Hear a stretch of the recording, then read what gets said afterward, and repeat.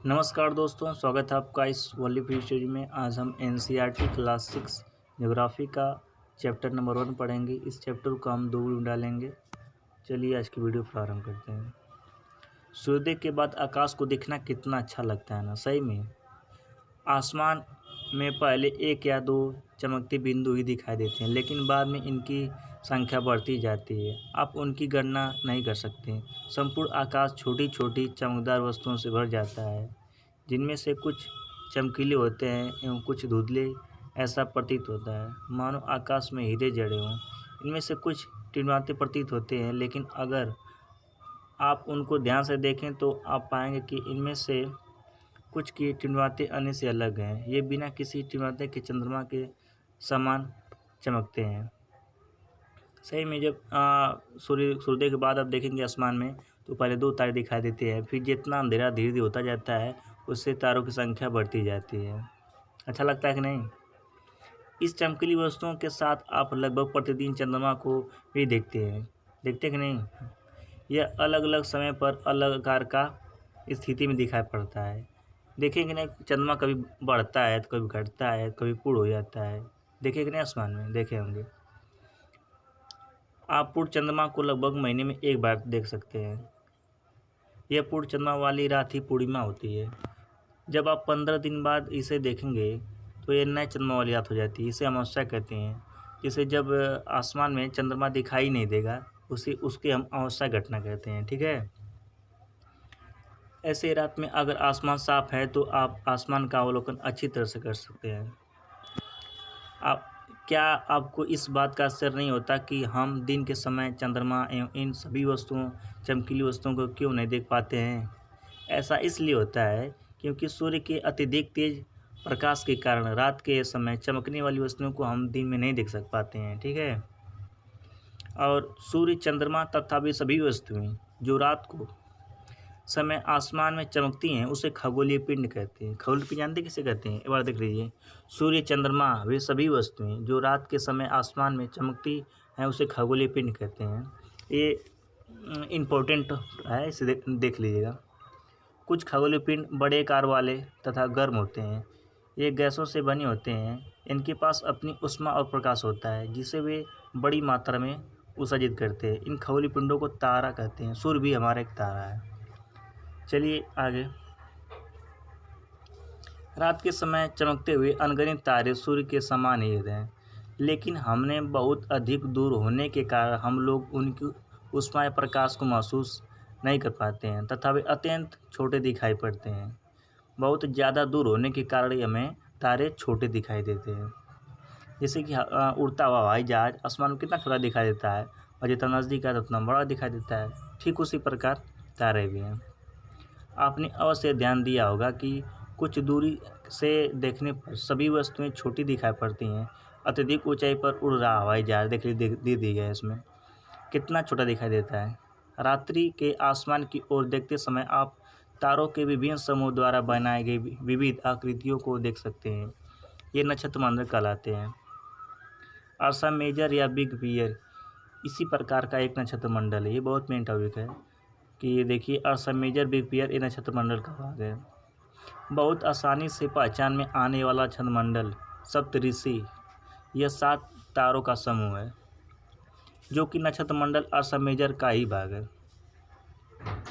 अपने परिवार या पड़ोस में किसी बड़े व्यक्ति से कहिए कि वह आपको आसमान में और अधिक तारों, ग्रहों तथा नक्षत्र मंडलों को दिखाए। प्राचीन समय में लोग रात्रि में दिन का निर्धारण तारों की सहायता से करते थे।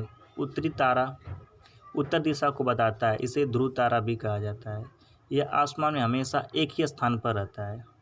हम सप्तऋषि की सहायता से ध्रुव तारे की स्थिति को जान सकते हैं।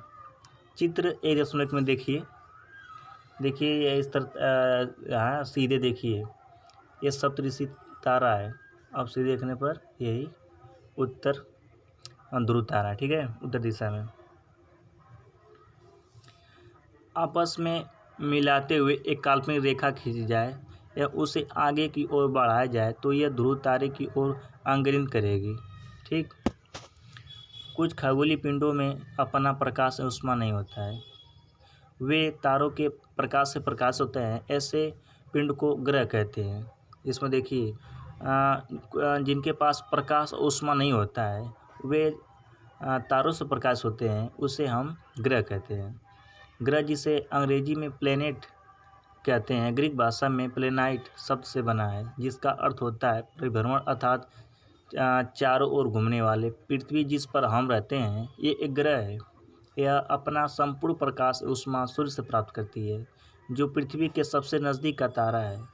पृथ्वी को बहुत दूर से जैसे चंद्रमा से देखने पर यह चंद्रमा की तरह चमकती हुई प्रतीत होगी। ठीक है, चलिए आगे चलते हैं। यहाँ पे दे दिया, देखिए एक यहाँ पे कुछ पिक्चर दिया हुआ है सूर्य चंद्रमा का।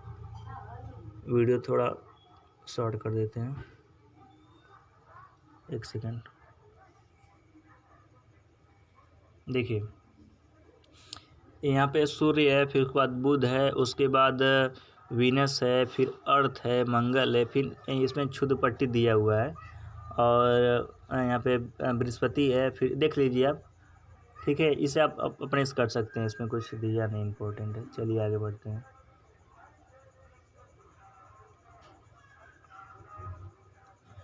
क्या आप जानते हैं पौराणिक रोमन कहानी में सूर्य देवता को सोल कहा गया है।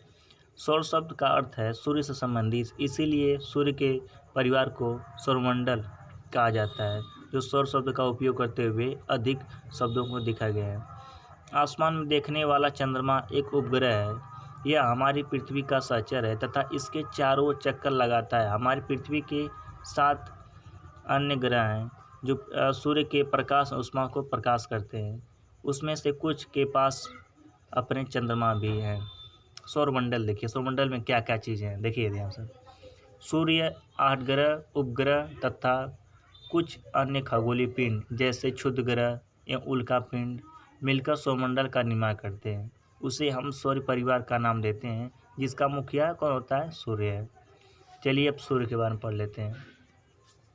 सूर्य सौरमंडल के केंद्र में स्थित है। यह बहुत बड़ा है, यह अत्यधिक गर्म गैसों से बना है। इसका खिंचाव बल इससे सौरमंडल को बांधे रखता है। सूर्य सौरमंडल के लिए प्रकाश ऊष्मा का एकमात्र स्रोत है, लेकिन हम इसकी अत्यधिक तेज ऊष्मा और महसूस नहीं कर सकते, क्योंकि सबसे नज़दीक का तारा होने के बावजूद यह हमसे बहुत दूर है। सूर्य पृथ्वी से लगभग 15 करोड़ किलोमीटर दूर है, बहुत दूरी है, 15 किलोमीटर दूर है। देखिए, चलिए ग्रह के बारे में पढ़ लेते हैं।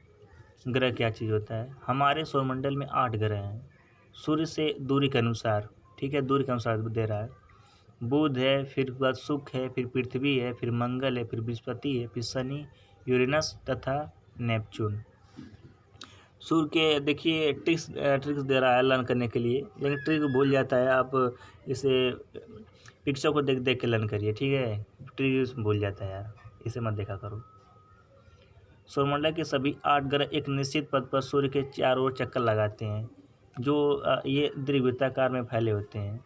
जो सूर्य के चारों ओर जो बुध शुक्र जो चक्कर लगाते हैं, वह उस पथ को हम द्विवृत्ताकार पथ है, ठीक है, ये कक्षा कहलाते हैं।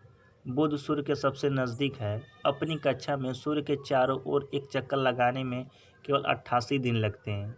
बुध को सूर्य का चक्कर लगाने में 88 दिन लगते हैं। शुक्र को पृथ्वी का जुड़वा ग्रह माना जाता है, क्योंकि इसका आकार एवं आकृति लगभग पृथ्वी के ही समान है। अभी तक प्लूटो भी एक ग्रह माना जाता था, परंतु अंतर्राष्ट्रीय खगोलीय संगठन ने अपनी बैठक अगस्त 2006 में यह निर्णय लिया कि कुछ समय पहले खोजे गए अन्य खगोलीय पिंड 2003 UB313 सीरियस तथा प्लूटो बौने ग्रह कहे जा सकते हैं। चलिए दोस्तों, हमारी वीडियो समाप्त हुई। अब इसके अगला भाग हम दूसरे वीडियो में करेंगे। अगर हमारी वीडियो अच्छी लगी हो तो लाइक शेयर कमेंट सब्सक्राइब करना ना भूलें। बाय बाय दोस्तों, thanks for my watching video.